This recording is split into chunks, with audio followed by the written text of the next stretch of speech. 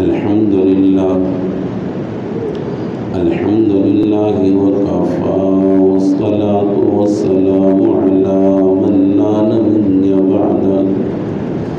لا نبي بعده ولا رسول بعده ولا معصوم بعده لا أمة بعد أمته ولا رسالة بعد رسالته ولا خلافة بعد خلافته ولا شريعة بعد شريعته أما بعد أعوذ بالله من الشيطان الرجيم بسم الله الرحمن الرحيم قد أفلح المؤمنون الذين هم في صلاتهم خاشعون والذين هم عن اللغو معرضون والذين هم للزكاة فاعلون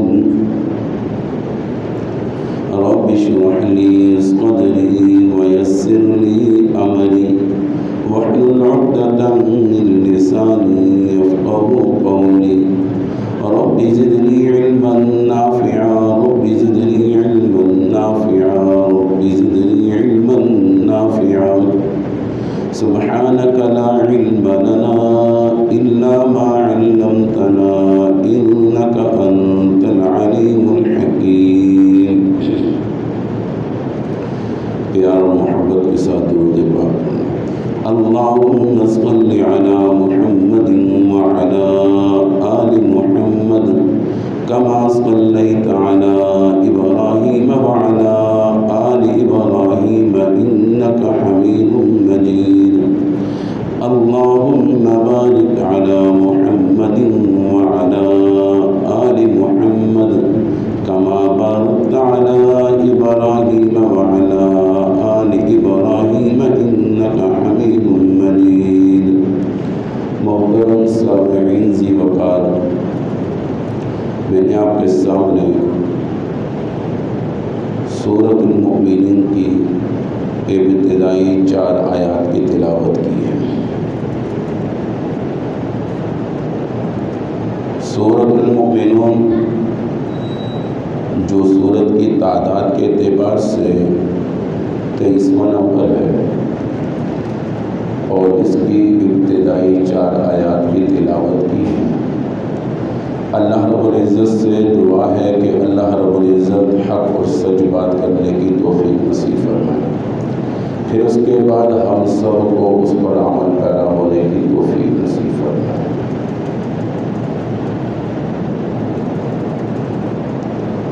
ان آیات کے اندر اللہ رب العزت مومنین کی صفات کا ذکر فرما رہے ہیں.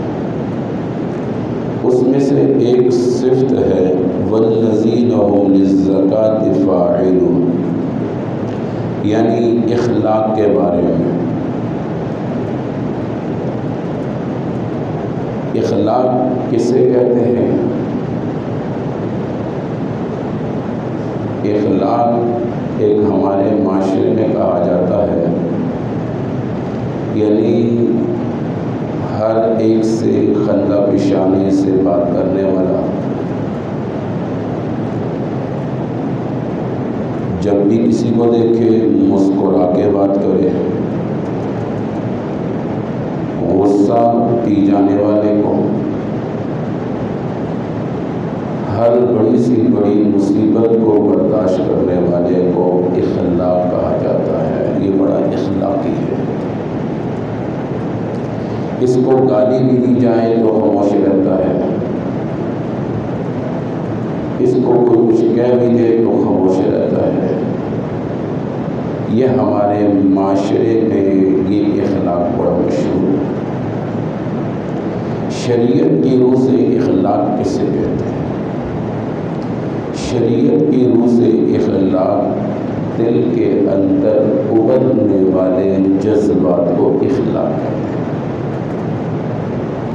شریعت کی روح میں دل کے اندر ابلنے والے خیالات کو، ابلنے والے جذبات کو، ابلنے والے معاملات کو اخلاق کہتے ہیں.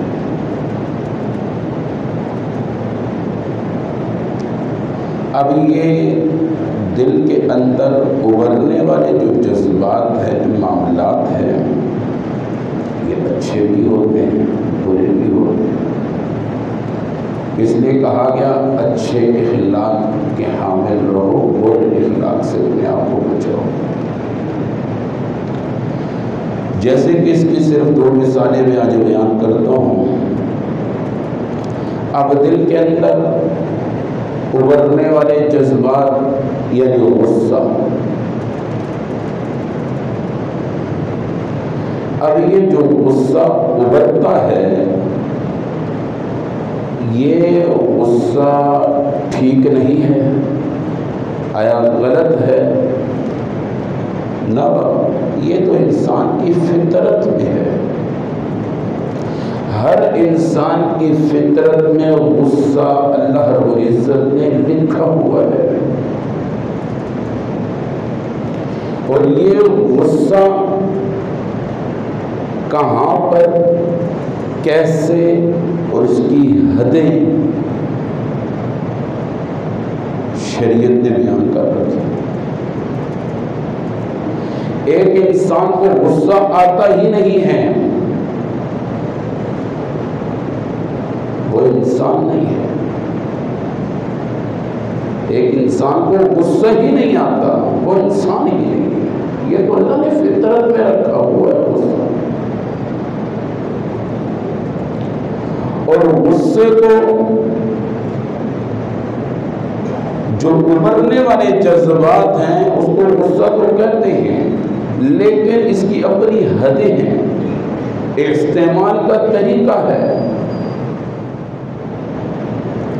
یعنی ابتداءً یہ بات سمجھنا چاہیے کہ انسان کے دل میں ابھرنے والے جذبات، ابھرنے والا غصہ، یہ فطرتی معاملہ ہے۔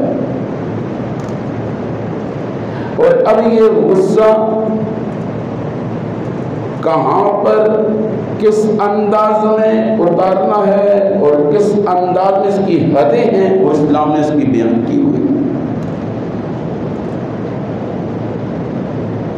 اور اسی طرح دوسری بات، اسی دل کے اندر ایک جذبات ہوتے ہیں، عزت نفس، اس کا تعلق بھی اخلاق کے ساتھ ہے۔ ہر انسان چاہتا ہے میری عزت نیلام نہ ہو، ہر انسان چاہتا ہے میری عزت نہ گرے، ہر انسان چاہتا ہے میری عزت بلند ہو۔ اب اس کا تعلق اخلاق کے ساتھ ہے۔ اب پہلے نمبر پہ غصہ، اب یہ اللہ رب العزت نے انسان کے اندر فطرت میں رکھا ہوا ہے، فطرتی معاملہ ہے، انسان کو غصہ آتا ہے۔ لیکن اگر ایک انسان کو کچھ کہہ رہا ہے، یہ خاموش ہے، پھر بھی کچھ کہا جا رہا ہے، یہ پھر خاموش ہے، پھر کچھ کہا جا رہا ہے، یہ پھر خاموش ہے، غصہ اتار بھی سکتا ہے الفاظ کے ذریعے، ہاتھ کے ذریعے، کسی بھی انداز میں۔ یہ غصہ نہیں کرتا، یا اس کے سامنے اس کے بھائی کو مارا جاتا ہے، یا اس کے سامنے اس کے والد کو مارا جاتا ہے، یہ خاموش رہتا ہے، غصہ نہیں اتارتا، یہ بے غیرت ہے۔ یہ شریعت کہتی ہے، یہ شریعت، یہ فطرت میں اللہ نے رکھا ہے، یہ فطرتی معاملہ ہے۔ اور اسی طرح کسی جگہ غصے کی ضرورت نہیں، بے جا غصہ کرتا ہے، یہ بھی بے وقوف اور احمق ہے، اس سے انسان کے اخلاق پہچانے جاتے ہیں۔ بلکہ اللہ رب العزت نے اس کی حدیں قائم کی ہیں۔ کیا فرمایا؟ فرمایا اولاد کو نماز کی طرف لگاؤ، اور کب لگاؤ؟ 7 سال کی عمر۔ اب یہ 7 سال کی عمر میں نماز نہیں پڑھتا، اگرچہ غصہ آ رہا ہے، طبیعت میں ناسازگی پیدا ہو رہی ہے، لیکن شریعت نے مارنے سے منع کیا ہے، یہ حد ہے۔ شریعت مارنے سے منع کر دی، الگ بات ہے، بات نہیں مان رہا، بے شک نہ مانے، 7 سال کی عمر میں ہے، ابھی حد ہے، ایک حد رکھیے اسلام، آپ اس کے اوپر ہاتھ نہیں اٹھا سکتے۔ ٹھیک ہے، غصہ آ رہا ہے، تربیت کا مسئلہ ہے، لیکن شریعت نے مارنے سے منع الفاظات سے سمجھا سکتے۔ بیٹا لالچ دے سکتے، بیٹا نماز پڑھو پھر آپ کو کافی ملے گی، بیٹا نماز پڑھو میں آپ کو سیر کو لے جاؤں گا، لیکن شریعت ایک حد قائم کر رہی ہے۔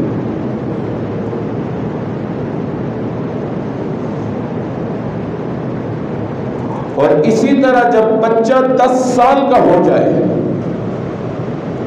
اب شریعت کہتی ہے فَاضْرِبُوهُمْ، اب اس کو مارو، اب اس کو مارو، اب اس کو ڈانٹو۔ لیکن مارنے کا حکم دیا ہے، لیکن چہرے پہ مارنے سے منع کیا ہے۔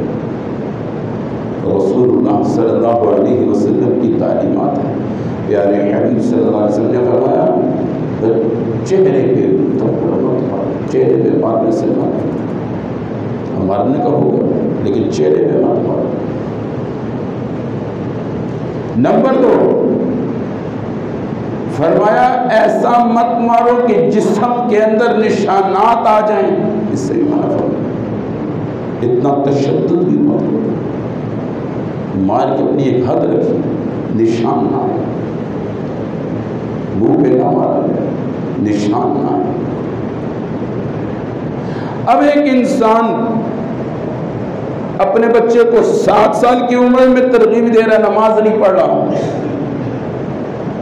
نہ پڑھنے پر اب یہ مارتا ہے، یہ برے اخلاق کا مالک ہے۔ یہ ہے اخلاق۔ اخلاق صرف اس کا نام نہیں ہے چہرے پہ مسکراہٹ یہ رہے، خندہ پیشانی سے ملتا رہے، جو کہہ دے خاموش ہو جائے، سہ لے، نہیں بابا، ایسا نہیں۔ اللہ نے ایک نظام، ایک حد رکھی ہے۔ اب یہ 7 سال کا ہو گیا، اب یہ مارتا ہے، اس مارنے کو شریعت ظلم سے تعبیر دیتی ہے، نہیں مار سکتا۔ کیوں؟ اللہ کے احکامات لاگو نہیں ہیں۔ اللہ کہہ رہے جب میرا حکم اس کے اوپر لاگو نہیں ہے، تم کون ہوتے ہو زور زبردستی کرنے والے؟ بلکہ یہاں تک آتا ہے،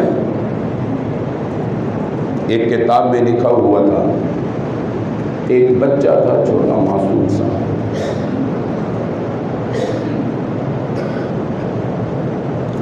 واش روم سے ہو کر آیا، وضو نہیں کیا، اسی طرح قرآن پاک پکڑ لیا، اس کے ابا نے اس کو ٹھیک ٹھاک مار دیا۔ ٹھیک ہے، دیندار ضرور ہو، اسلام کے پابند ہو، اب بغیر وضو کے قرآن پاک کو ہاتھ لگانا گناہ ضرور ہے، لیکن بچے کے اوپر اللہ کے احکامات ہی لاگو نہیں، بچے کے اوپر اللہ کے احکامات لاگو ہی نہیں ہیں۔ جب لاگو نہیں ہے تو وہ ان چیزوں سے پاک ہے۔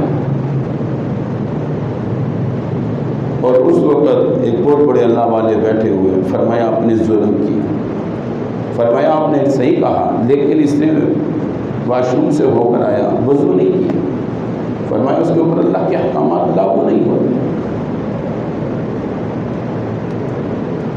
تو اس لیے ہم نے اپنے مزاج کو نہیں دیکھنا، معاشرے کو نہیں دیکھنا، ہم نے اسلام کو دیکھنا ہے۔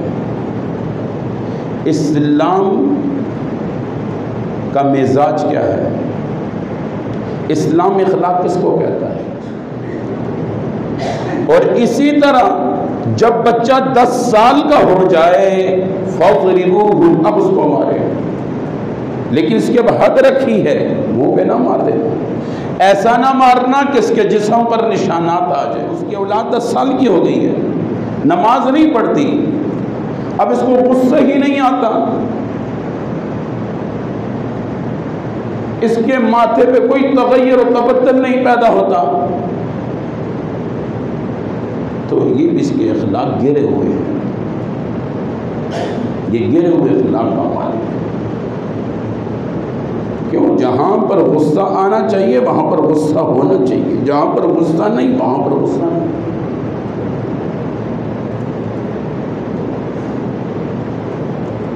اور اسی طرح انسان کے اندر ابھرنے والے جذبات یعنی عزت نفس، یعنی میری عزت نفس پامال نہ ہو، یہ فطرتی نظام ہے، فطرتی نظام ہے۔ لیکن اس دونوں چیزوں کو جو فطرتی عزت نفس اور اسی طرح فطرتی غصہ، اس کو شریعت کے حدود میں رکھ کر زندگی گزارنے والا، یہ ہے اچھے اخلاق کا مالک۔ ہر ایک انسان چاہتا ہے میری عزت نیلام نہ ہو، یہ فطرتی معاملہ ہے، فطرتی معاملہ ہے۔ اللہ نے انسان کے اندر یہ چیز رکھی ہوئی ہے، لیکن آیا اس پر اتنا ظلم؟ مثال کے طور پر ایک آدمی بڑے مسند کا مالک ہے، بڑی ڈگریاں حاصل کی ہوئی ہے، بڑے عہدے پر ہے، بینک بیلنس کا مالک ہے، اس کا یہ مطلب بھی نہیں ہے اپنی عزت نفس اعلیٰ سمجھے اور باقیوں کو حقیر اور حقارت کی نگاہ سے دیکھے۔ شریعت اس کی اجازت نہیں دیتی۔ اس طرح کے انسان کو متکبر کہا جاتا ہے، متکبر کہا جاتا ہے۔ اللہ کی دی ہوئی نعمتیں، اعلیٰ سے اعلیٰ گاڑی رکھیں، اعلیٰ سے اعلیٰ مکان ہو، اعلیٰ سے اعلیٰ لباس ہو، شریعت اس چیز سے نہیں روکتی۔ اگر پیسوں کی فراوانی ہے، حلال رقم کثیر تعداد میں ہے،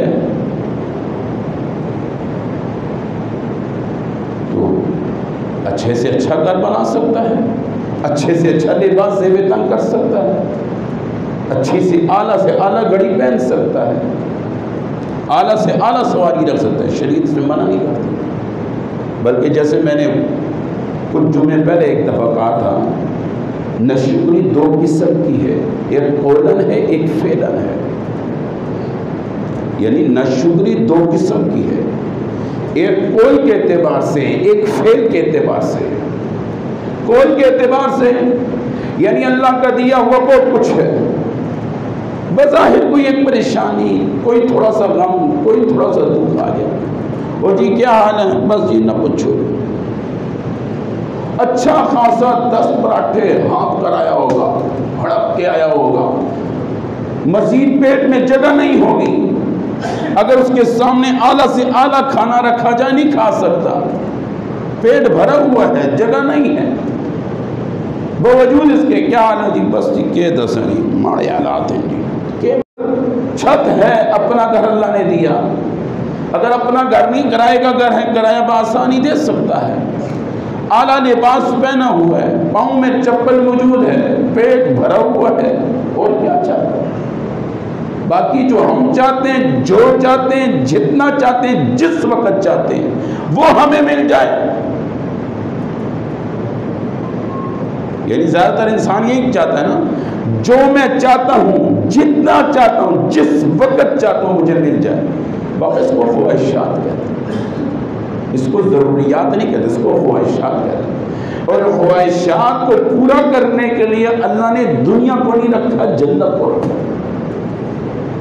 جو چاہوں، جتنا چاہوں، جس وقت چاہوں، اس کو خواہشات کہتے ہیں۔ اس کو پورا کرنے کے لیے اللہ نے جنت رکھی ہے، دنیا نہیں ہے۔ ایک انسان جتنا مرضی طاقتور ہو، جتنا مرضی مالدار ہو، جو کچھ بھی ہو، باوجود اس کے ایک مسند والا دوسرے مسند کا مجبور ہوتا ہے۔ مثال کے طور پر بہت مالدار ہے لیکن کپڑا خریدنے کے لیے دکان کا مجبور ہے، بے شک نوکر کو بیچتا ہے، لیکن پیسہ اس کا نکلے گا، پیسہ جائے گا تو کپڑا آئے گا، کپڑا آنے کے بعد درزی کے پاس جائے گا، درزی بھی ناپ لے گا، کہ سیدھا کھڑا ہو، سٹینڈ کھڑا ہو، سیدھا کھڑا کروائے گا۔ جب قمیض کا ناپ لے گا نیچے نہیں، اوپر ہو جو اوپر دیکھو، بڑے سے بڑے مسند کیا ہوگا، لیکن اب درزی کے سامنے اوپر دیکھو نا، چپل ٹوٹ گئی ہے، موچی کا مجبور ہے۔ یعنی اللہ نے انسان کو ایک دوسرے کے ساتھ ایک چین بنائی ہوئی، ایک چین، کسی انسان کو حقیر نہیں سمجھنا۔ بات کر رہا تھا ایک کولن ہے، ایک فعل کی ناشکری ہے۔ فعل کی ناشکری کیا ہے؟ اللہ کا دیا ہوا استعمال نہیں کرتا، اللہ نے اعلیٰ سے اعلیٰ پیسہ دیا ہے، پرانے پھٹے کپڑے پہنتا ہے، فقیرانہ زندگی۔ بابا اس کو فقیر نہیں کہتے، یہ ذہن میں رکھا۔ ہمارے استاد جی بڑی اچھی بات کیا کرتے تھے۔ ایک دفعہ ایک شخص آ رہا، یہ ہمارے طالب علم ہی تھا، کلاس کا ساتھی تھا، ایک پانچ چپل اوپر تو ایک نیچے تھا۔ میں استاد جی بڑا سادہ ہے، فرمایا سادہ نہیں، بے وقوف ہے، اس کو کون سادہ ہے، بے وقوف ہے۔ فرمایا کوئی بھی چیز اپنی جگہ سے ہٹ جائے یہ ظلم ہے۔ کیا مطلب؟ اب مثال کے طور پر یہاں پر کان لگے دائیں بائیں، ایک کان سر کے اوپر لگا ہوتا ہے، ایک کان ادھر لگا ہوتا ہے، انسان کیا عیبدار نظر آتا نہ آتا؟ عیبدار نظر آتا۔ ایک کان بہت لمبا ہوتا ہے، دوسرا کان چھوٹا سا ہوتا ہے، عیبدار نظر آتا نہ آتا؟ عیبدار نظر آتا۔ جب اللہ نے ہر چیز کو اپنی مقدار میں اور اپنی جگہ پہ رکھا، اللہ یہ بتانا چاہتا ہے ہر چیز کو اپنی مقدار اپنی جگہ پہ رکھو۔ یہ عربی کا مقولہ ہے، کسی بھی چیز کو اس کی جگہ سے ہٹا دینا، اس کی جگہ پہ نہ رکھنا، یہ بھی ظلم ہے، یہ ظلم ہے۔ یعنی ایک فعل ناشکری ہے۔ اللہ نے دیا، اعلیٰ کپڑا پہنے، ہاں اعلیٰ کپڑا پہن کے ادنا کپڑے والے کو حقیر نہ سمجھے، اعلیٰ سواری لے کر پیدل چلنے والے کو یا ادنا سواری والے کو حقیر نہ سمجھے۔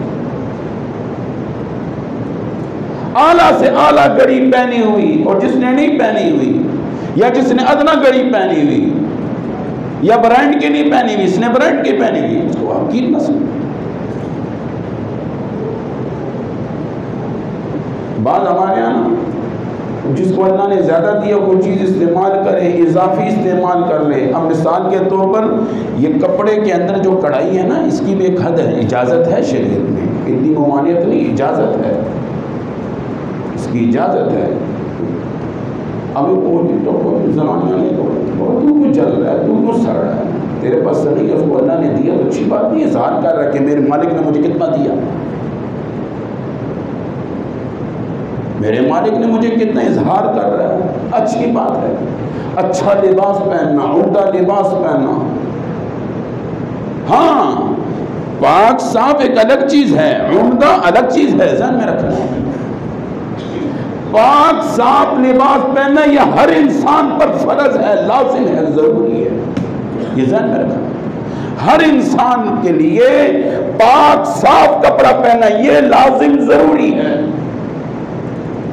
عمدہ لباس، اعلیٰ لباس ہر ایک پر لازم نہیں ہے۔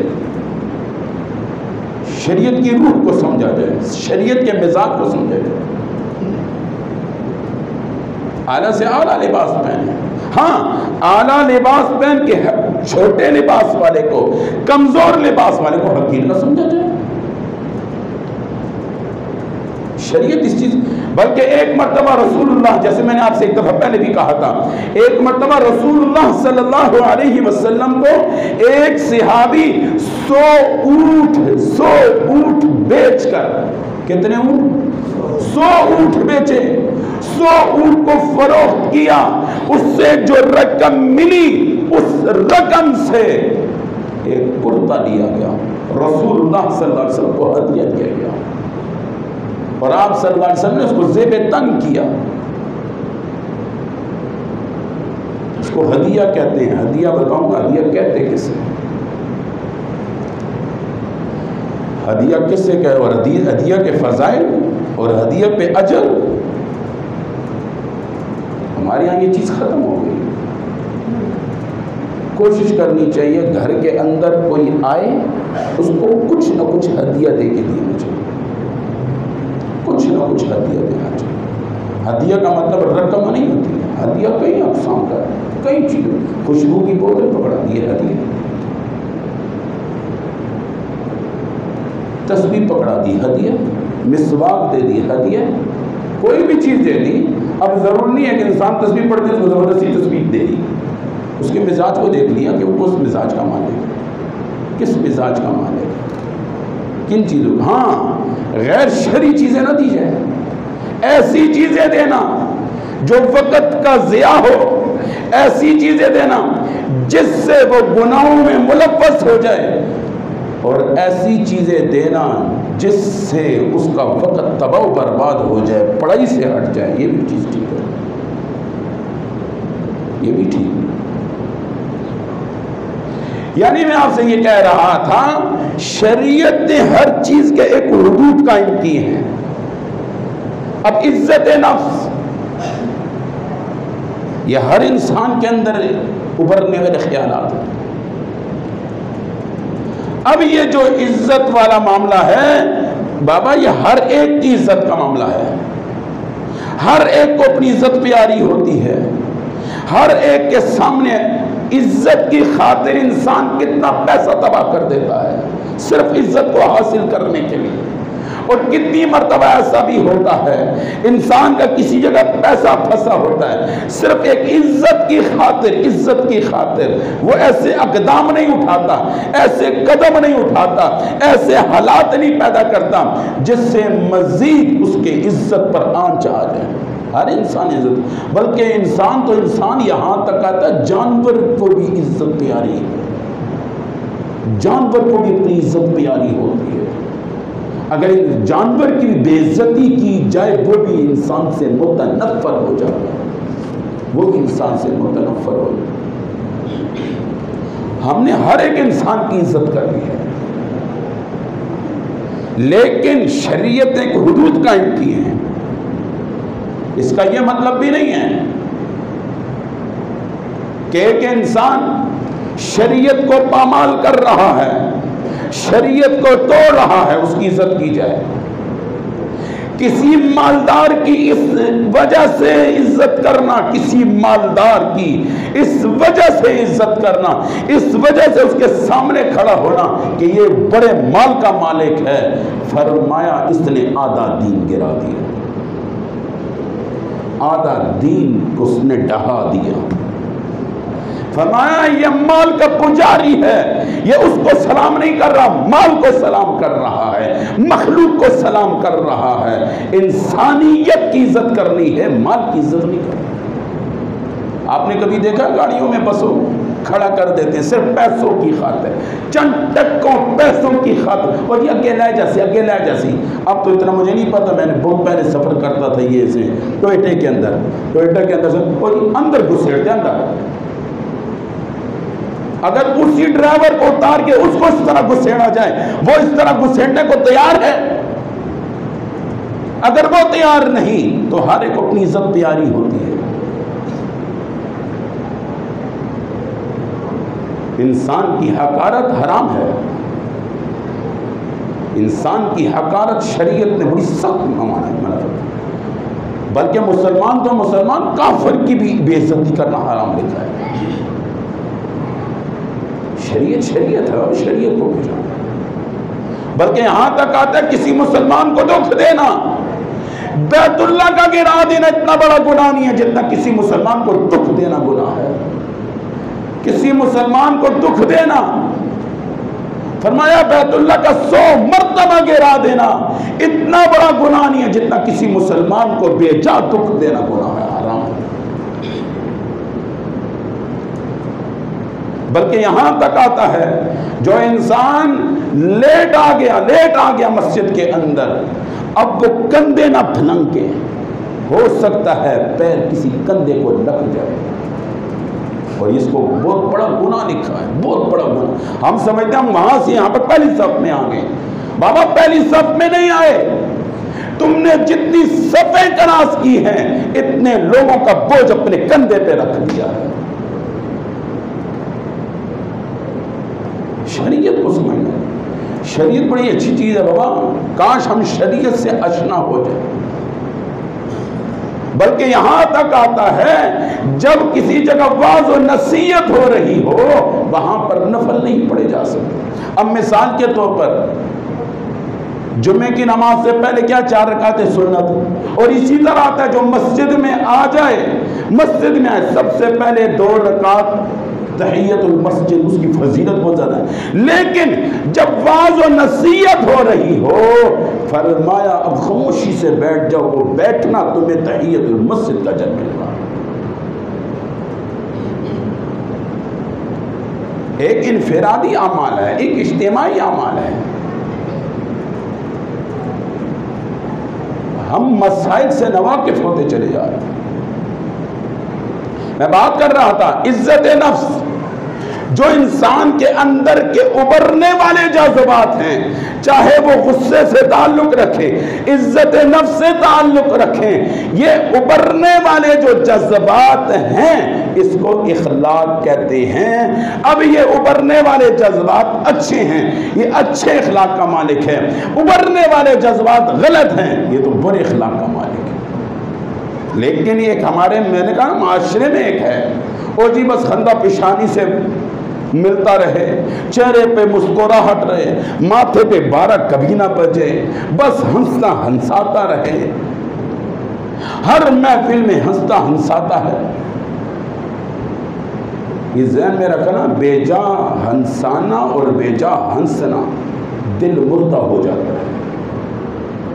وَكُنَّا نَخُوضُ مَعَ الْخَائِضِينَ، سورۃ المدثر ہے، دوسرا رکوع ہے، اپنے گھروں میں ترجمہ دیکھنا۔ بہت سے لوگ جہنم میں چلے جائیں گے اور بہت سے جنت میں چلے جائیں گے۔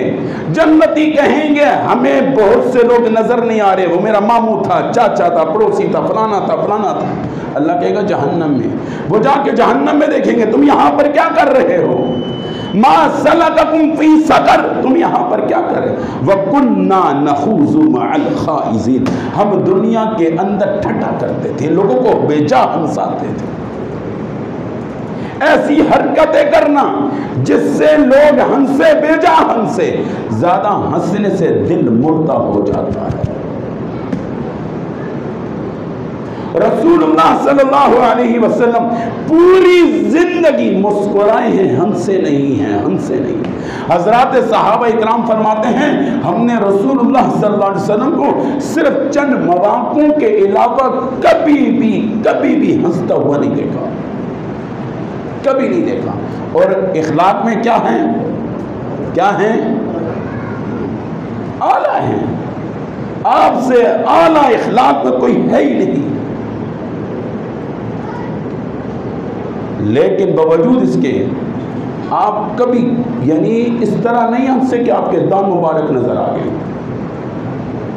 اور آپ زیادہ کبھی ہنسی آ بھی جاتی تھی۔ حدیث مبارک میں آتا ہے رسول اللہ صلی اللہ علیہ وسلم آگے رومان رکھتے تھے۔ ایک موقع پر صحابہ ہنس رہے تھے، آپ صلی اللہ علیہ وسلم نے دیکھا، فرمایا جو کیفیت میں دیکھ رہا ہوں، جو کیفیت میں دیکھ رہا ہوں، اگر تمہیں قبر کے عذاب کا معاملہ پتہ چل جائے اور اللہ کے سامنے کھڑے ہونے کا معاملہ پتہ چل جائے، اگر کوئی صراط سے گزرنے کا معاملہ اور اللہ کے سامنے سوالات اور جوابات یہ پتہ چل جائے، میں جو حالت دیکھ رہا ہوں یہ حالت تمہیں پیدا نہ ہو۔ اور ہمارے ہاں آج ایسی چیزیں پیش کی ہیں جس میں زیادہ ہنستے ہیں، اس کو بابا لائک کرتے، شیئر کرتے، کیا ہے؟ اب 2-3 منٹ کے لیے، 2-3 منٹ یا چند سیکنڈ کے لیے ہنس گیا یا دوسرے کو ہنسا دیا، کہتے دوسرے کو ہنسانا صدقہ ہے۔ یہ دوسرے کو بابا ہنسانا صدقہ ہے، یہ والا صدقہ نہیں ہے جو تسی کرتے ہو، یہ نہیں ہے۔ یہ دین کے ساتھ، اسلام کے ساتھ، رسول اللہ صلی اللہ علیہ وسلم کی تعلیمات کے ساتھ کیا مزاح ہو رہا ہوتا ہے۔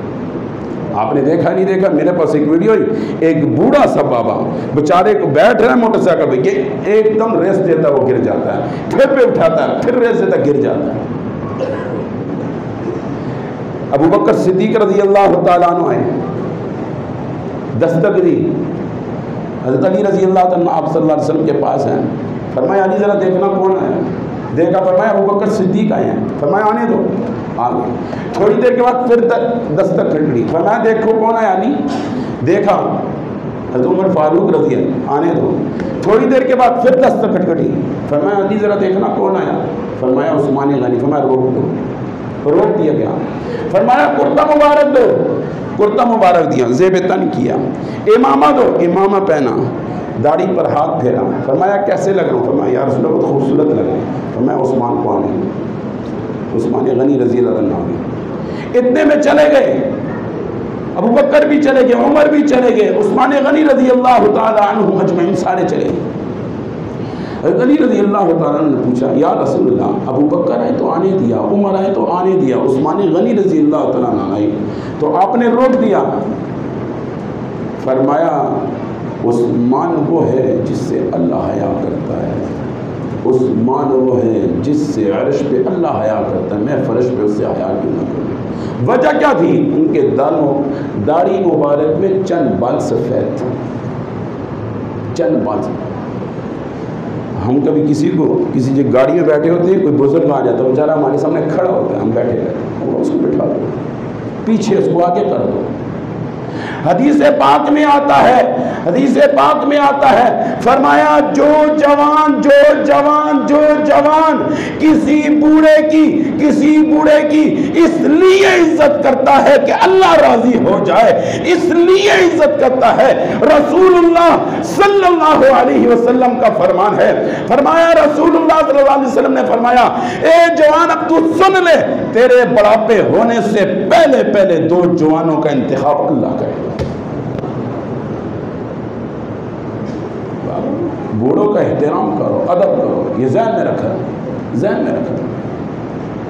بوڑھا کبھی نظر آ جائے اس کو ہاتھ سے پکڑ کے روڈ پار کرواؤ، 2-4 قدم چلا دو، اس کے پاس سامان ہے اٹھا کے، لیکن سامان نہ اٹھا کے غائب نہ ہو جائے۔ ہاں ایک لاہور میں ہمارے استاد محترم تھے مولانا عبدالحی عابد صاحب، بڑے مشہور و معروف مقرر و خطیب تھے، اللہ کو پیارے ہو گیا۔ وہ کیا سنا کرتے تھے کہ ایک بوڑھا تھا تو یہ جوان آیا، ہاتھ ملایا، ہاتھ میں بوسہ دیا، فرمایا چاچا جی میں نہیں دیو، میں تو سنو سیان داواں، اس فضائل شروع کر دی اس کے سامنے۔ وہ بابا جی بڑا خوش ہوا، اس نے کہا چلے یار جوان ہے، اللہ اس کو خوش رکھے، اس کی عمر میں برکت ڈالے۔ وہ تھوڑا سا جو رش والی جگہ ہی نہ ہے، ٹک بھاگا، سب سامان لے کے پوری مہینے کی جمع پونجی لے کے غائب ہو گیا۔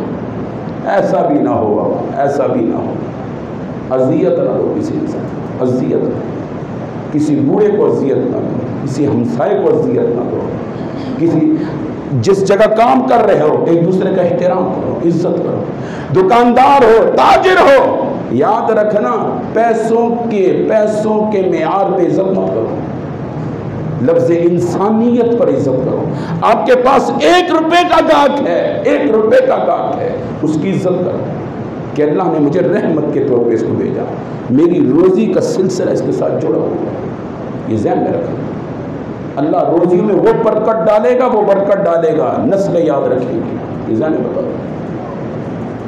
اس پہ بے شمار ایسے واقعات ہیں، کبھی یہ نہ دیکھو یہ 2 روپے کی چیز لینے والا، یہ لاکھ والی، یہ 1.5 لاکھ والی، یہ تو روزانہ اس کا ہر آئے دن میرے ساتھ اس کا سلسلہ چلتا ہے، اس کو ادھر بٹھا دیا، نہیں، ہر ایک کو عزت ہو، اور کچھ نہیں کہا بابا گرمی کا موسم ہے، 1 گلاس پانی دے دیا کرو، ادب و احترام، 1 گلاس پانی پکڑا ہے، کیا پتہ اس کے دل سے کون سی دعا نکلتے ہیں، کیا پتہ۔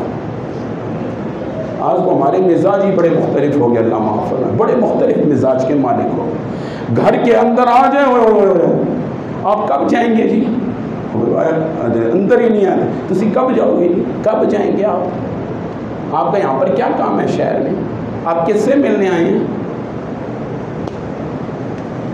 مہمان گھر میں آئے، اور آج کل ہم نے گھر بھی ایسے بنائے نا، اللہ معاف فرمائے، مہمان اندر گھس بھی نہ سکے نا، وہ پہلے سے آ کے دیکھے اور پریشان ہو جائے، یار یہ تو مرغیوں کا کیا دربہ کیا ہے، ہاں دربہ، وہ پہلے سے سمجھ جائے تھے مرغیوں نے دربہ ہے بابا، اتنے میں کے بحث ہوں، اتنے زنانی بہ جاوے تو کافی بڑی گل ہے، اس طرح کی باتیں کاٹ دیے کرو۔ بابا ایک دوسرے کا احترام اور عزت کرو، اس سے انسان کی عمر بڑھتی ہے، آنے والے آفات رک جاتے ہیں۔ اگر ایک انسان چاہتا ہے میں خوشیوں کا منبع بن جاؤں، میری زندگیوں میں خوشیاں آ جائے، خیریں آ جائے، عمدگیاں آ جائے، بازگیاں آ جائے، اور میرا معاشرہ میرے ساتھ محبت کرے، تم محبت کو بانٹنا شروع کر دو، احترام شروع کر دو، عزت شروع کر دو، ایک دوسرے کا خیال شروع کر دو۔ اور بابا جتنی میری پسلی ہے اتنا تو کر سکتے ہیں نا، ایک گلاس پانی دینے میں کوئی حرج تو نہیں ہے، ایک گلاس پانی دینے میں کوئی حرج تو نہیں ہے، ایک کپ چائے پلانے میں تو وہ چائے بھی نہیں ہوتی، کپی سی ہوتی ہے نا، ایک کپ چائے آتی 25 منٹ کے بعد نا، آدھے گھنٹے کے بعد ایک چائے آتی، وہ چینک اتنا سا ہوتا ہے، اس کے ساتھ 3 کپ لے کر آ رہا ہوتا ہے، بندہ پریشان ہو جاتا ہے، یار کس کو اس کو دے گا، چونٹیوں کو دے گا یا مجھے دے گا۔ ناراض نہ ہوا کرو میری بات، بعض مرتبہ کہہ دیتے ہیں جی مودی صاحب یہ کیسی باتیں کرتے ہیں، کسی جگہ چلا جاتا ہوں کہتے ہو کپ میں چائے لے کر آؤ۔ وآخر دعوانا الحمدللہ۔